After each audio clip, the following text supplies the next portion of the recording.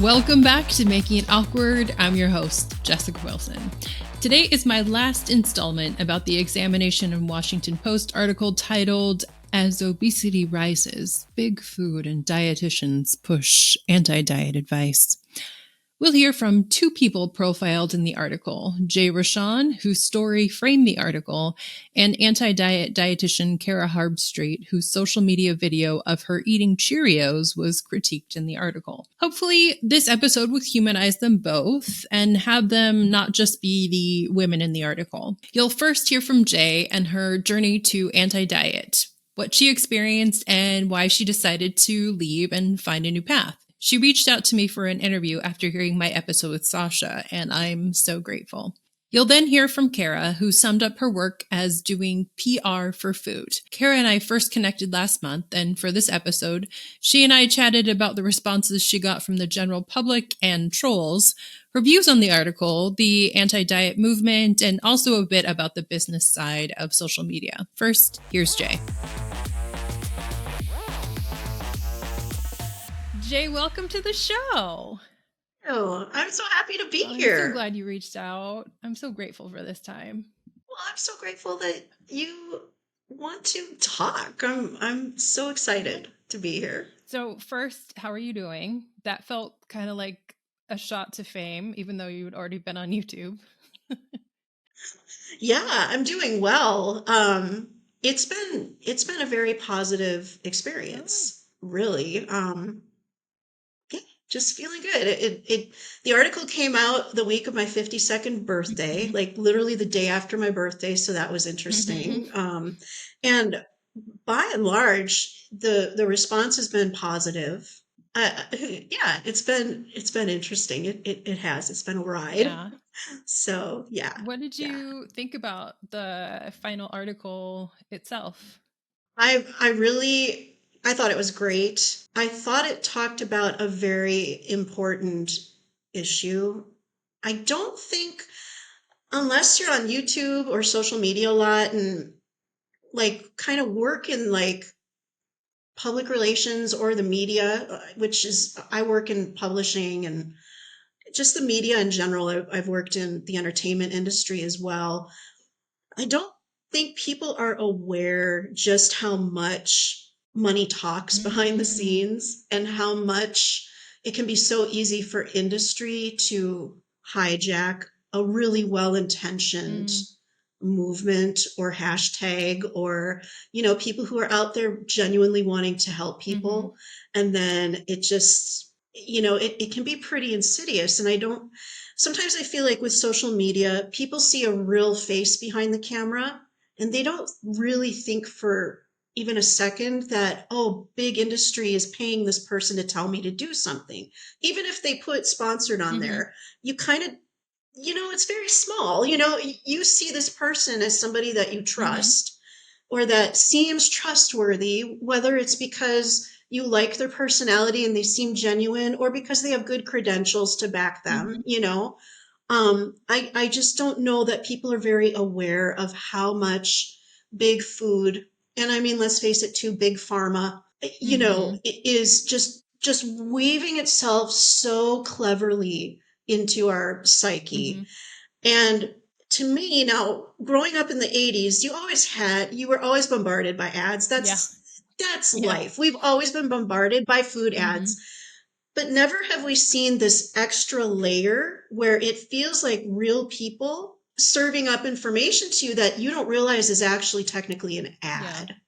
So I love the article for exposing that part of what's going on. I think it's important that people are made aware of it, and I liked being a part of that story, just relaying how it is definitely muddied the waters for me to make good, decisions that align with my goals, in my life and for my health.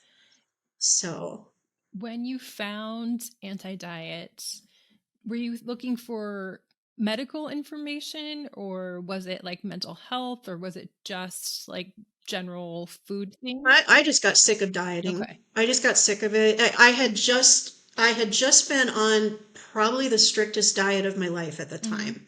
I had gone keto. Now, some people this works great, it's fine. I don't judge anybody's choices. It's a strategy, it's a food plan, right? Well, it worked great for me at first, but then it kicked in like I believe I had an eating disorder in high school. I'm pretty sure I was atypical Mm-hmm. anorexic. I think I was winding my way down toward being emaciated, but I never got there. Thanks to that wonderful pastry shop I started working for, probably saved my life because I was eating like pastry and cheesecake and stuff, and it might have actually kept me from ever Mm-hmm. becoming emaciated. But I was doing some pretty shady things to Mm-hmm. myself to be thin, and it felt like that's what I was doing with the keto diet. Like I started to recognize the thought Mm-hmm. processes. I was like, oh crap, wait a second. This is not a food plan anymore. This is becoming not Mm-hmm. good.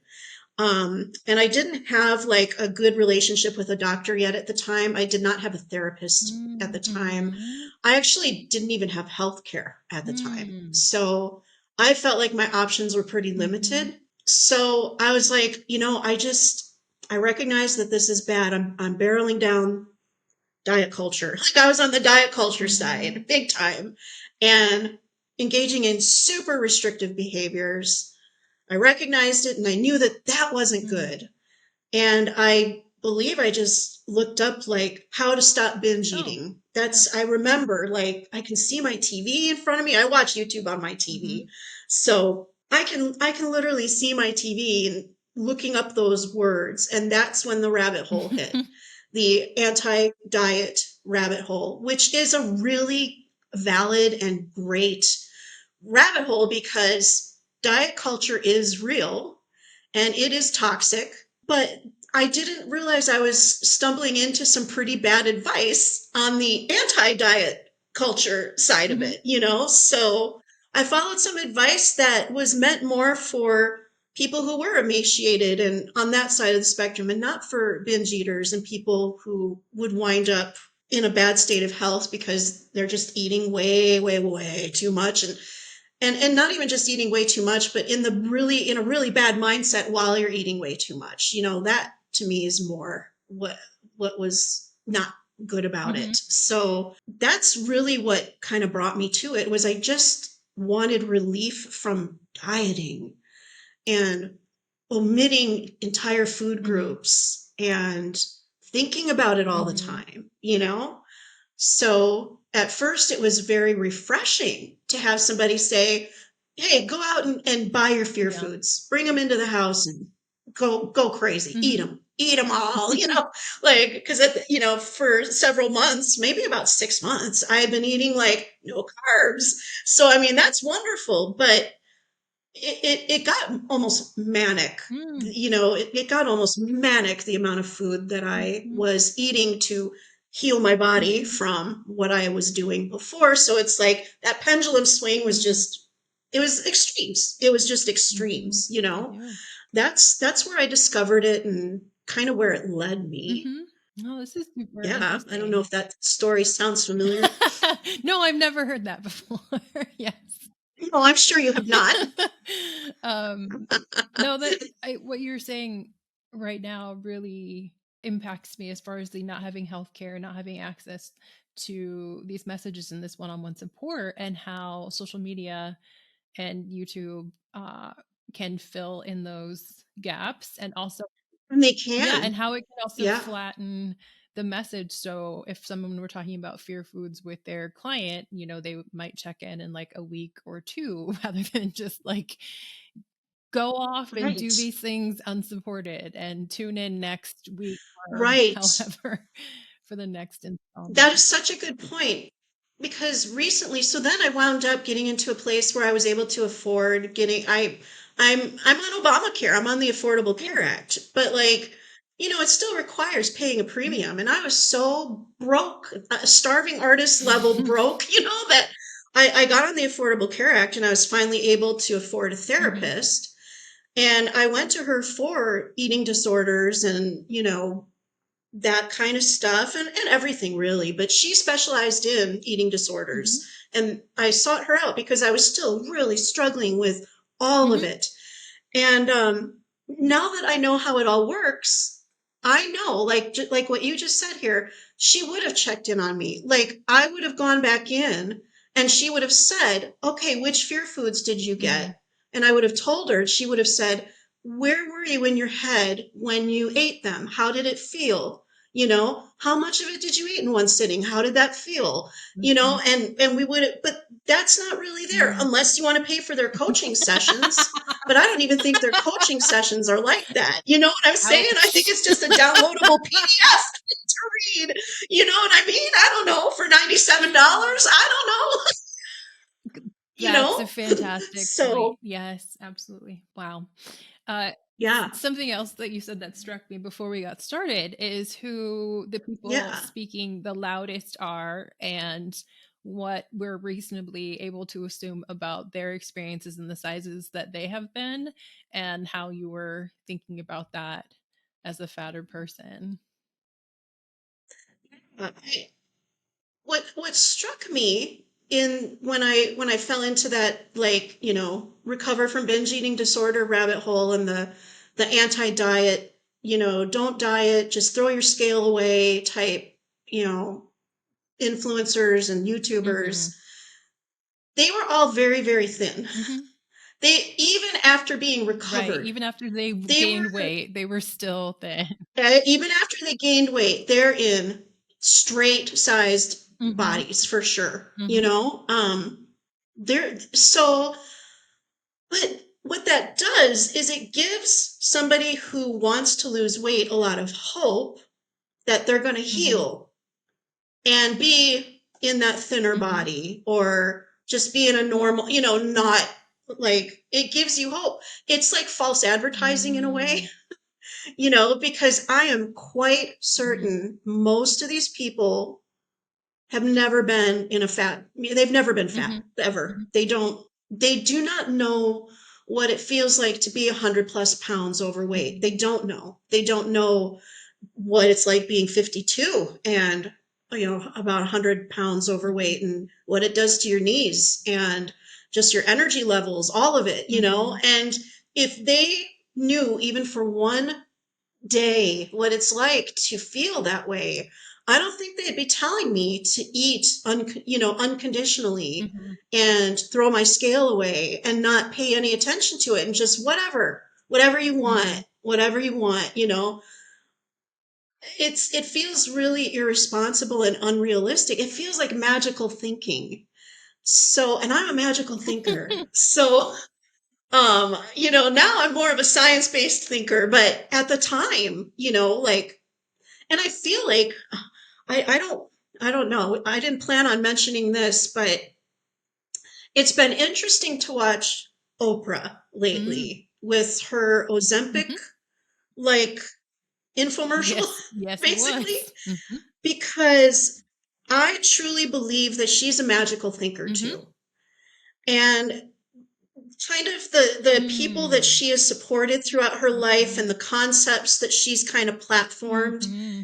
I feel like a lot like me. I relate to her so much because I feel like I chased after fad diet, quick fix stuff, Mm-hmm. instead of addressing what is making me turn to food to cope with Mm-hmm. stuff, like, so the magical thinking aspect of it can really suck you in and really give you false hope, and really just, it's so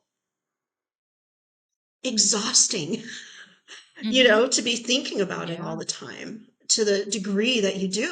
Mm-hmm. And most of those anti-diet influencers, I don't think there was a single one that I had watched that knew what it was like to be in a fat Mm-hmm. body. Not a single one of Mm-hmm. them. So I mean, I don't know, what does that say? I don't know. Are they qualified to give us advice? Hmm. I feel like we're missing something Mm-hmm. here, because even my in-person therapist, she was on the anorexic side of the spectrum. Sick for her was not eating Mm-hmm. enough. Sick for me was eating too much.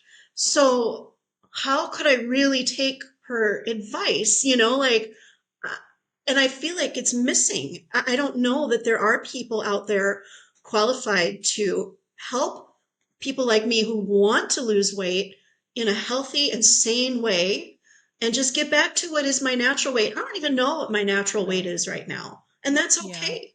I have an idea maybe of what it might Mm-hmm. be, but I know it's not the Right. BMI. I know it's not that, and that's Mm-hmm. okay. But I know it's not this. And I just feel like there's something missing in healthcare with registered dietitians that understand the difficulty of being Mm-hmm. fat, the fat that you don't want to be. Because I want to make it clear that to me, fat is not bad, it's not wrong. But when you know that you don't want to be this level of fat, you know that your body, you want to heal your body of something that's gone amiss, so I don't even know what the answer is, to getting more people in healthcare. I don't know, maybe I need to be a dietitian or something. I mean, you probably won't make that much I money. don't know, because I feel like there's a big hole. There's just something really missing, Yes, I do. in healthcare and in that. What do you think? Um, like in my head, I'm going through my Rolodex of fat dietitians who have a history of eating disorder. But I Yeah. think a lot of it continually is that thin folks are the ones who are platformed. That Oh my God, I think you're right. so there are fat people definitely out there. A lot of fat people were many of the first in the health at every size movement. I think about how health at every size really picked up steam when people like Christy Harrison started speaking about it. And a lot of fat people were grateful for that to have happened. And it was in a moment that I had stepped out of the eating disorder field because it gotten like really weird. Step back in. I was like, who is this Christy Harrison person? And why is everyone listening to her when she's saying the same thing that fat activists have said forever? But I think you're seeing Mm-hmm. and we're seeing all of these thin women is because people are just listening to Mm-hmm. them. Right. Yeah, and I mean, I don't know that she's ever been obese either, or fat. Sorry. It's okay. I don't know that she's ever been fat. To me, she looks like she's naturally thin. I don't know. But I actually got into her. Like I found her podcast on YouTube, like Food Mm-hmm. Psych, was her first Mm-hmm. podcast, and yeah, the algorithm served that thing up to me. It knew, like looking Yeah. for, it knew. It always knows. And I listened to her a lot, and again, it was very like refreshing. Like a lot of it Mm-hmm. was nice, it was nice to listen to. It was a relief to listen to that. But at the same time, it was like, I don't know that you are really talking to me because I want to lose weight. I don't want to be Mm-hmm. as fat as I Mm-hmm. am. I don't mind that I may be Mm-hmm. fat, but I know that this is not the weight I want to be, and that I know this is not my natural weight. I put too much of it on when I was in a really bad headspace. So the same way I lost so much when I was in a bad Mm-hmm. headspace, I need to be somewhere in the middle of that. So for me, while Christie's podcast had a lot of great guests on it, Definitely. Yeah. so much that I could Yeah. relate to, so much, and it felt very Mm-hmm. refreshing. I also felt like the advice was more for people that just are perfectly happy being fat and just, whatever. And that's great. Like it would be great to be like, Right. Yeah.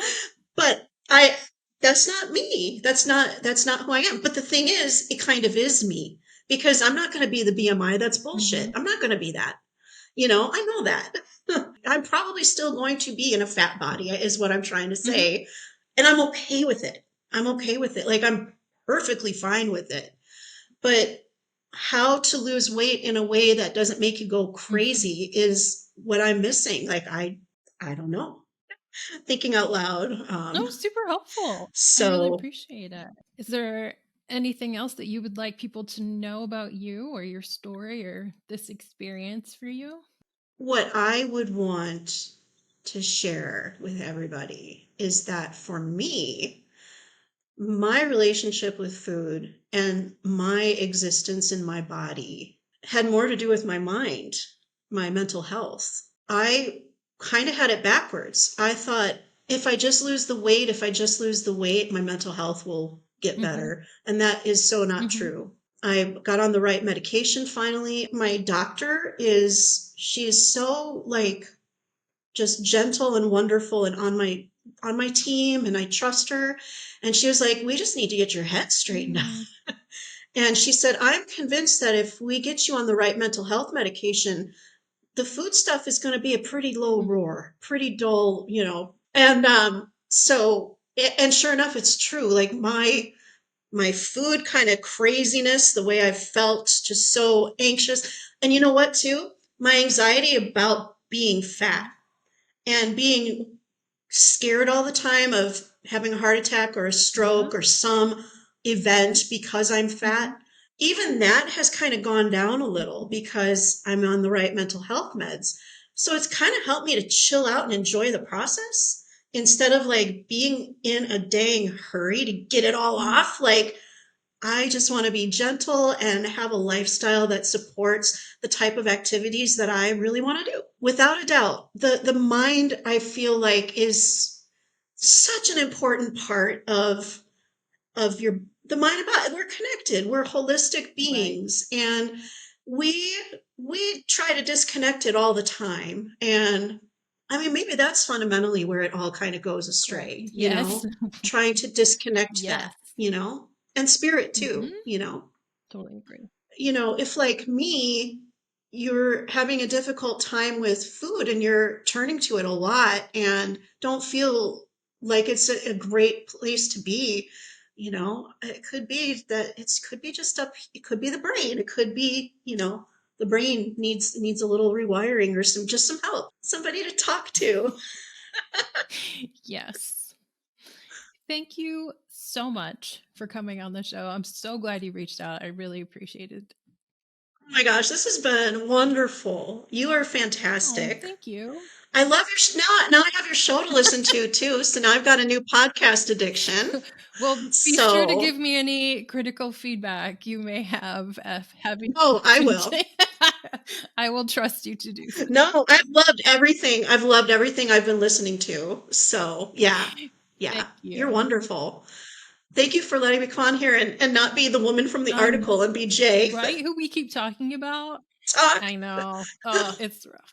It's okay. It's funny. It's just really bizarre. It's strange. Yeah. Okay. So, thank you so You're much. welcome. Thank you so much for coming on.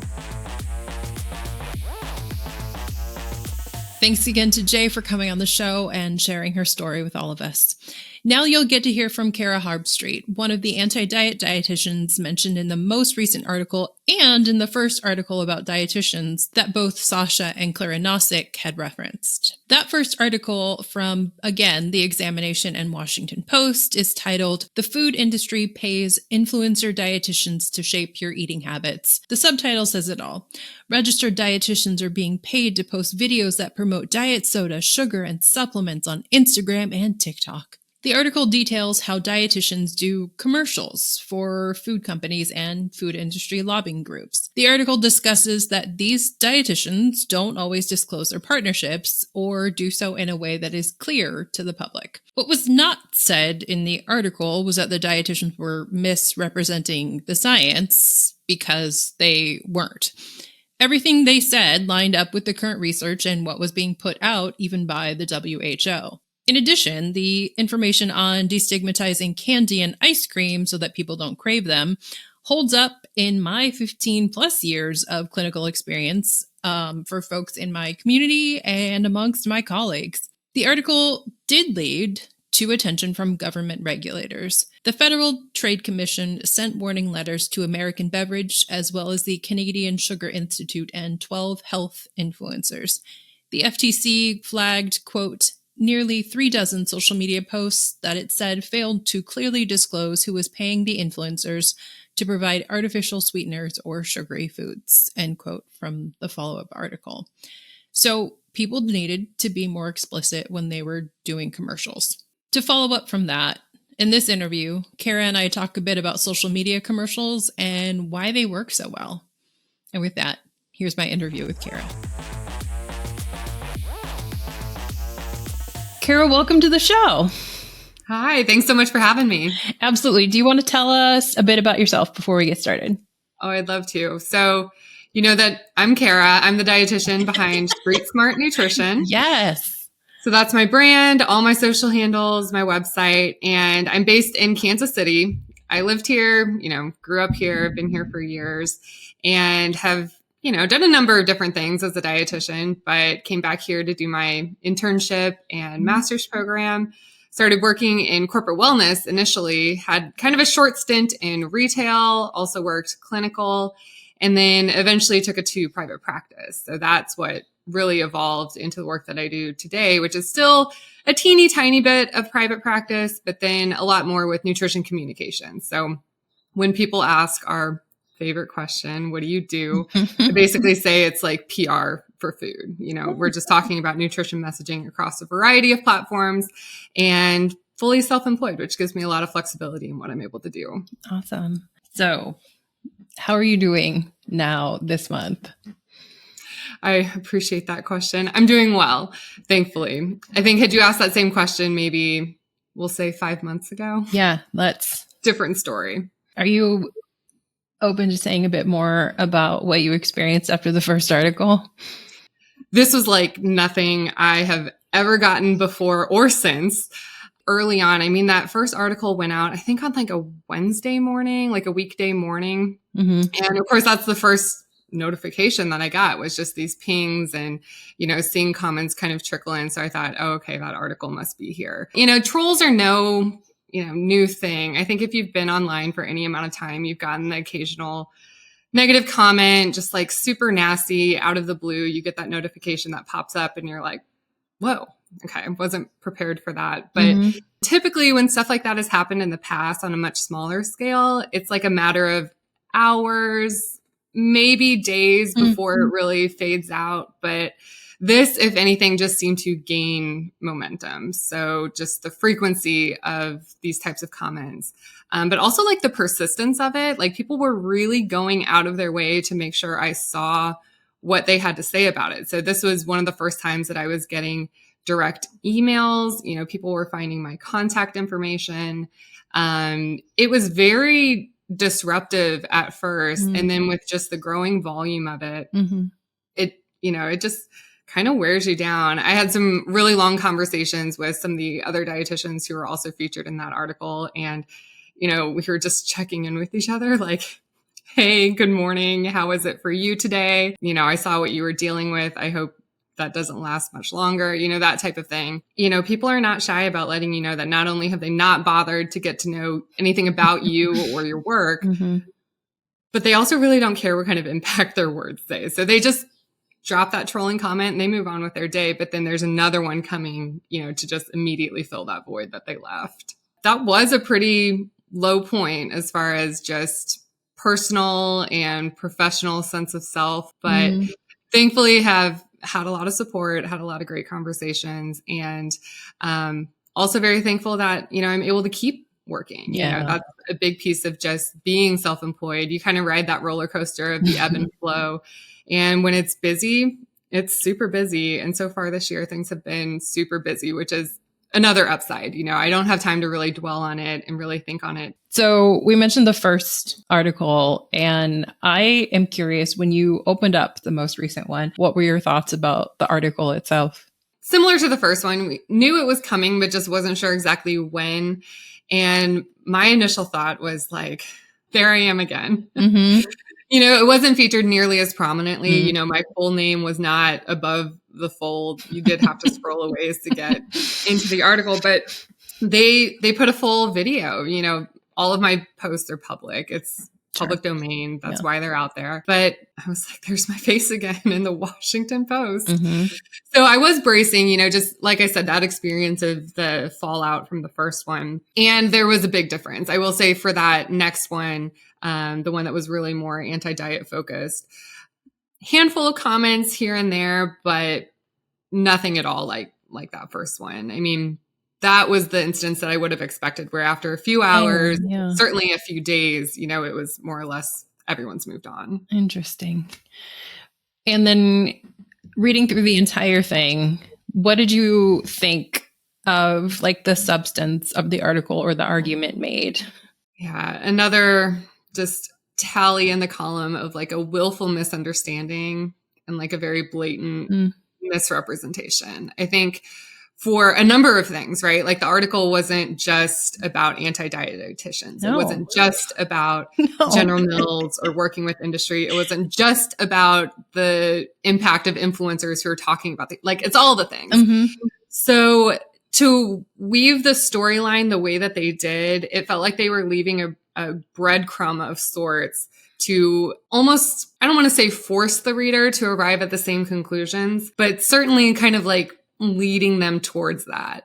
I think there's a number of different ways that they could have been much more detailed about what, in fact, an anti-diet approach to eating is. It seemed very limited as far as like the anecdotal or really personal experiences with people in that space.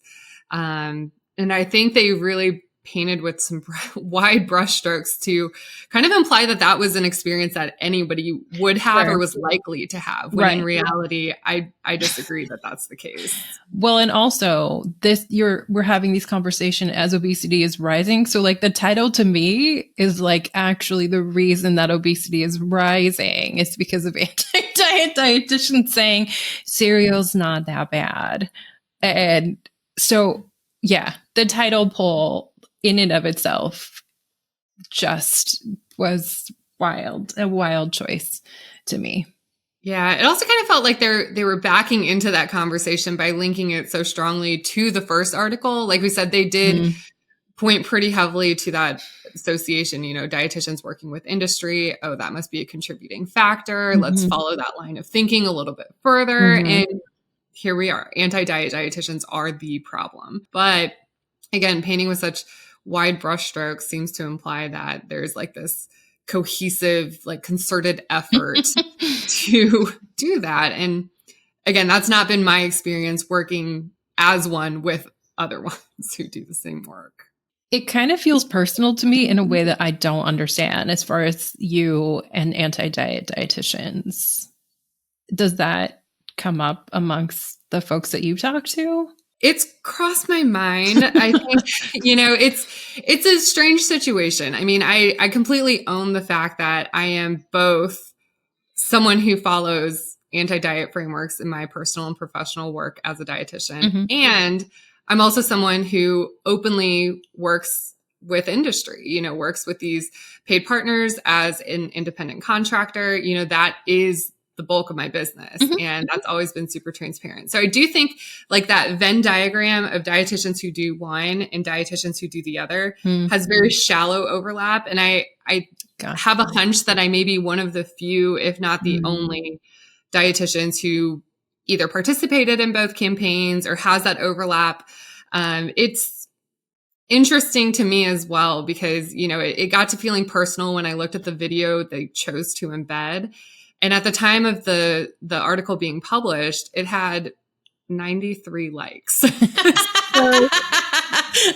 that to me was a little bit like interesting choice there, because you seem to be implying that, these anti-diet dietitians with these massive social media followings have this disproportionate influence and they're, poisoning the minds of their audience. And it's like, seems to me like not many people even saw this in the first place. Yeah. Sponsored posts are inherently buried also.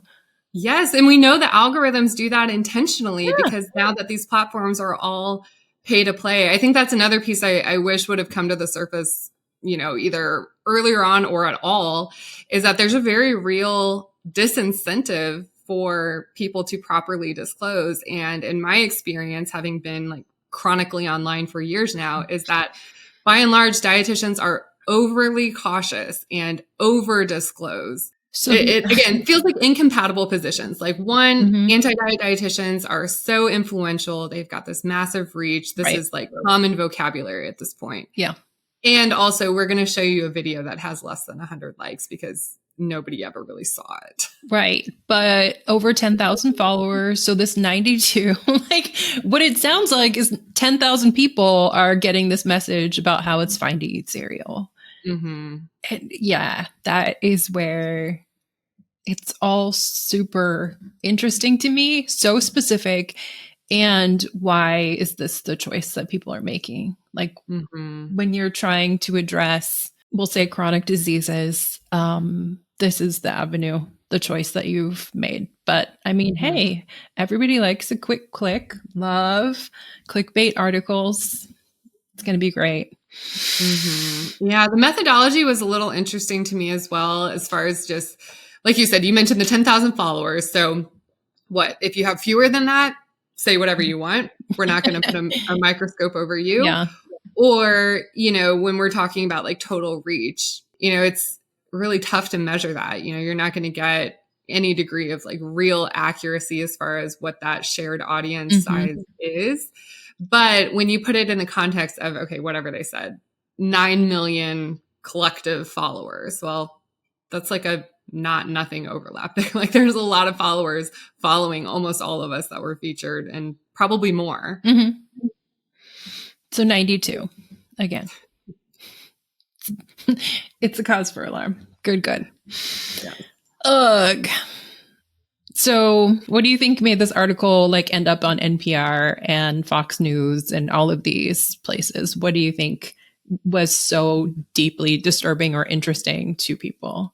My personal theory is that it was easy. Like we have that saying, like low hanging fruit. Well, if we're going to be talking about things like heart disease and health outcomes and these dangerous or harmful effects, the easiest connection to point to is what we individually personally eat.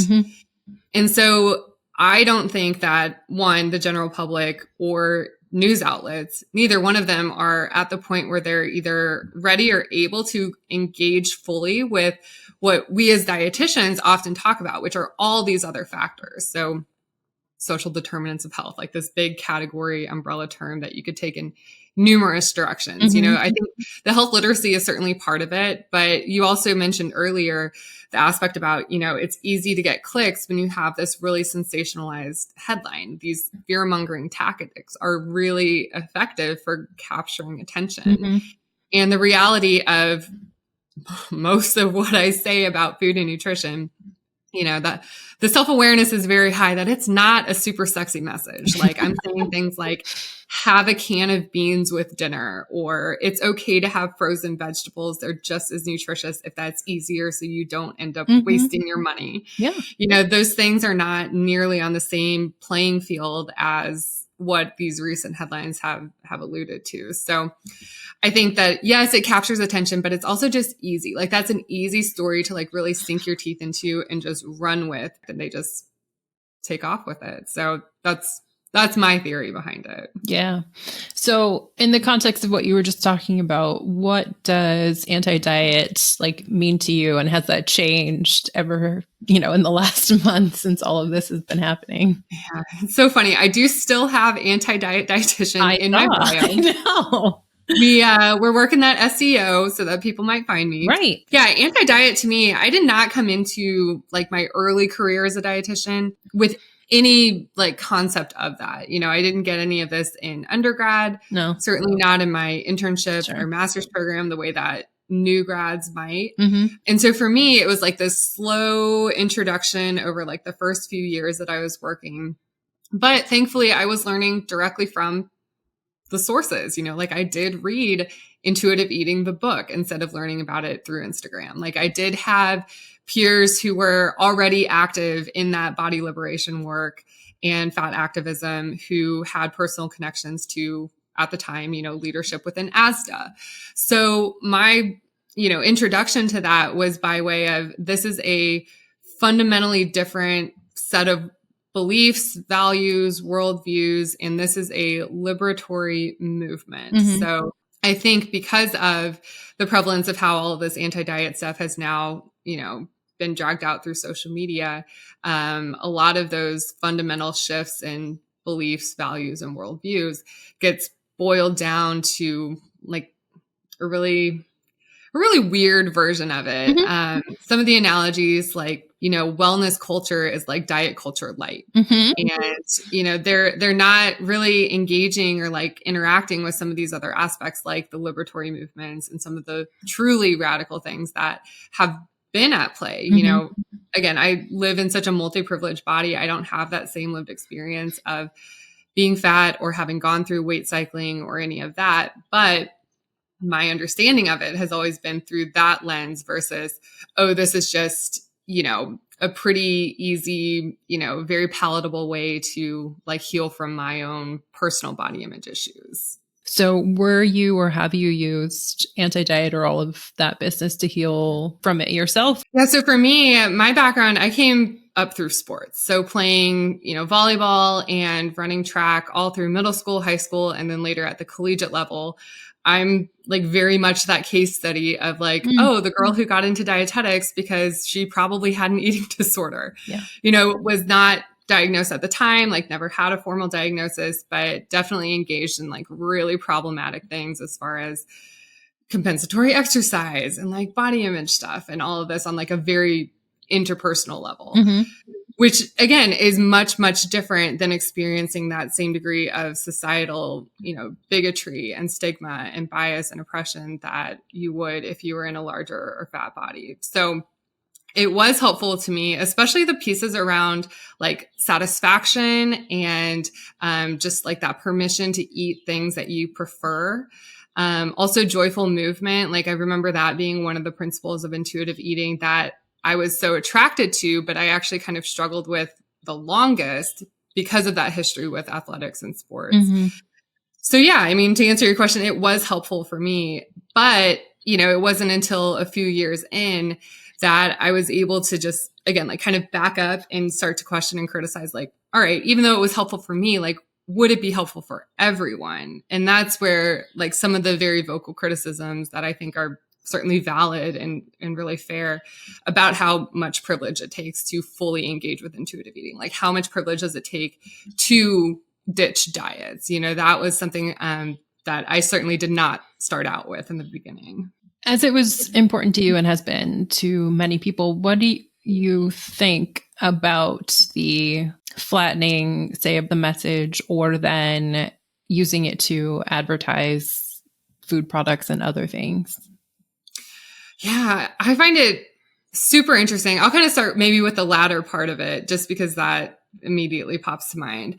I still don't know that this is something that food brands or food companies fully engage with because it's like trendy and popular. I think because it's trendy enough, like they're a business, they're a corporation, they're in it to sell food, and that's what they're going to do by any means necessary. So if it means that they start to market to that demographic, well, guess what? Intuitive eaters still buy food. Like intuitive eaters still eat and stock their pantry and put food in the fridge. So I think for that reason, it makes sense, but it's no different than saying we're going to target any other kind of like niche population out there and like drive some messaging their way. As far as like the very, flattening, watering it down type of effect that we're seeing, I see again, like the people I've learned from and like the resources that I still follow, they've all been pointing to that parallel of like, this is what happened with like the body positivity movement, where it started out as this very, seemingly radical movement that then turned into, well, here I am on Instagram contorting my body to show you that I also have cellulite. Like that's kind of the analogy of like, if that's what that is for body positivity, what we're now seeing is that for anti-diet and intuitive eating. Yeah. And do you think that with the ads or anything else that you're participating in that? Well, what's I think surprising to a lot of people is when I do this type of partnership work, they don't tell us what to say.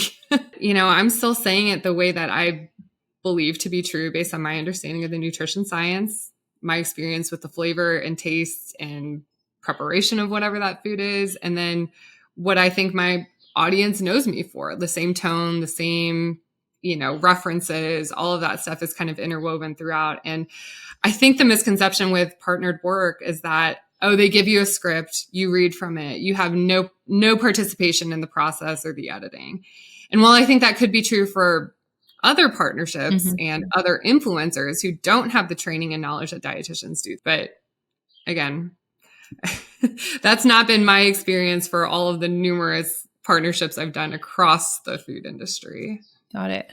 Something that Jay had mentioned was it seems different than like a television ad or an ad in another place, because on social media we literally like bring people into our homes. There was a strong like parasocial relationship with like the Oprahs and people in that sense. So maybe not ads, but like clearly Oprah was advertising, products, as was Dr. Oz and his raspberry ketones. And that is a different parasocial relationship than what I think we have put on social media. Do you think that that influences people's strong reactions? What I've always seen to be true with social media is like to have a sounding board with anybody, like to exert influence, great or small.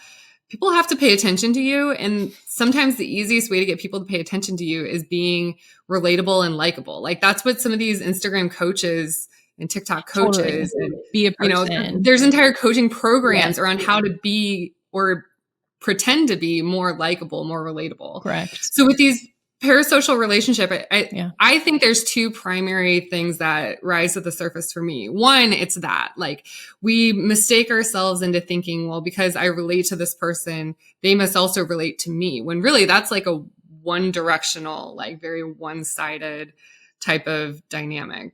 I think the other is that, for all of these assumptions about, oh, well, I know them, I like them, I therefore must be able to trust them. Like the trust element, I think that's what gets people really up in arms for some of the, not just in this case, obviously we're talking about what, came after these articles, but people get really easily offended when, you don't follow the pattern that they might have expected. It's interesting. I think another piece that hasn't come up yet about why so many people seek out this type of information online is because you're not hearing about intuitive eating or anti-diet approaches from the larger healthcare system, which is probably why you might be interested in that in the first place. Like if you do have a concern about your weight or your health and you start sort of this self-exploratory process, it's completely self-guided. And we know that the internet can be this deep, deep hole of endless profiles and personalities to engage with. And I think a lot of it is because, one, dietitians haven't done a great job of letting it be known, here's how you can find us and work with us. But then also, like I said, with health education, so much of it remains so weight-centric that if you decide to sort of disengage with that version of it, what are you left with? Like, where are you going to turn to? Probably the path of least resistance is that smartphone in your hand. Is there anything else that you want people to know or that you would like to share? I appreciate that question too. Nobody's really asked up to this point. What's funny is, I've had these conversations offline, but probably the one thing I would say is that, if you think that the body of work I do is limited to just talking about the science of aspartame or vitamin D in cereals, like there's a lot more. Like, I'm working with produce groups and trade organizations and individual farmers. It's funny that the Washington Post never seemed to single out the time that I, worked with mushrooms or, eggs or seafood, these foods that have, the health halo. If anyone's familiar with that phenomenon, it's like, those aren't making the front page. Like they're not putting that in this article about the influence of dietitians. So, we have to, I think, also be really critical and question, well, why is it that they honed in on these specific campaigns or these specific topics when we forget the fact that dietitians aren't just qualified to talk about the science and safety of one ingredient, they're actually qualified to talk about all of them. And they do, at least in my case, I try to. So I think that's one thing, another big criticism that came out of it was, well, it seems like this is just people being mad that dietitians are making more money. Yes.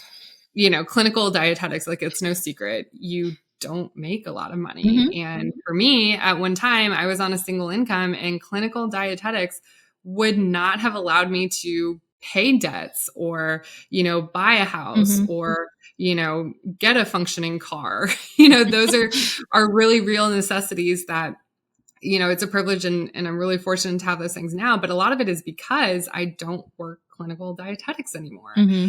So, when we talk about like falling out of line, a lot of the first article especially seemed to be questioning, well, who does she think she is, working with some of these campaigns or making money in a different way that's so non-traditional. I think that's kind of another like adjacent issue is that, dietetics is a predominantly, female-led field. Interesting. I want to express some compassion and say thanks for going through this again. No, I do really appreciate that. I mean, I think that's totally fine. I mean, I've always decided like my line in the sand is like I'll be as open and transparent as I am like legally allowed to be. Like, send me a message on Instagram. It's not guaranteed that I see it because I get so many things in my inbox, but like I understand it's confusing. Like people don't know what I do and I'm happy to talk about it. I really appreciate you coming on, not really rehashing, but still living through it yet again as it continues to live on. So I appreciate you. Yeah, thank you so much. Thanks again to Cara for coming on the show. What a series. I'll start by being so grateful to Sasha, Clara, Jaye, and Cara for coming on and talking about the article and their thoughts on anti-diet overall. Sasha, I appreciate your time and willingness to be in conversation. Clara, I appreciate your deep dives into arguments and receipt gathering and your ability to distill the big picture into simple truths. Jaye, I appreciate you sharing your story with all of us and showing us how these flattened messages land and also why people seek them out. And Cara, I appreciate your openness and describing why and how you do your work. I'll share some things that I learned and some things I'm still questioning. I learned that journalists want to change individual behaviors more than they want to change the eating environment and reaching those who don't read their publication. I learned that it's really hard for the news media to hold multiple truths. I learned that no one is above punching down. I learned that what the Washington Post and I think are, quote, dangerous claims about nutrition are vastly different and illustrate a difference between those who have studied the topic in depth and those who have just scratched the surface of the research without context. I learned that asking questions about systemic public health concerns isn't sexy enough, and that a months-long deep dive into social media hashtags is the way for publications to get clicks and giggles. I learned more reasons why people look to social media for medical advice. And then there are questions that I still have. Like, why do we think Evelyn Tribole and Elise Resch founded intuitive eating and didn't co-opt it from liberation spaces themselves and cultural communities to give it then 10 steps like challenge the food police and charge people for books, certificates, courses, and consultations? And then can anti-diet actually be radical if food corporations are interested in being associated with those who talk about it openly? And I really don't know about this one. If something can be co-opted for money, was it truly liberatory to begin with? I also want to know why people aren't talking about who's spoken the loudest about anti-diet in the last 5 years. I'm curious about whether anti-diet took off because there was a promise that if people started to eat the foods they really wanted to eat, would they then look like the influencers who were anti-diet? And lastly, I want to know who the journalists will be to finally do the deep dive into poor neighborhoods, into food apartheid, sustainable farming, income inequity, access to healthcare, building policies, race, and the fact that America functions by maintaining an underclass that demonizes easily accessible foods. And none of this, I repeat, none of this is why people are getting fatter, chronic disease rates are increasing, and people are choosing to eat cereal. So, people, what are we doing and why are we doing it? One thing is certain, capitalism always wins. But again, that's not a sexy enough message. Whew, this series has been fun. And speaking of fun, I truly appreciate your reviews of the show. A recent one said, quote, "If you've ever wondered what it would be like if The Office had a baby with an introspective yet delightfully awkward dietitian, this podcast is your answer." The same reviewer said the show makes people laugh, cringe, and nod all at the same time. I hope the above is true for you. Until next time, sprinkle some Splenda on your Cheerios and make it awkward, friends. This has been Making It Awkward. I'm your host, Jessica Wilson, a registered dietitian nutritionist who doesn't get ads yet, and whose podcast is supported in part by Patreon members. You can help us out by rating and reviewing the show and keeping our fearless editor, Jen Jacobs, working on this project. You can watch these podcast episodes on YouTube and Spotify. This is a production of The Body Politic.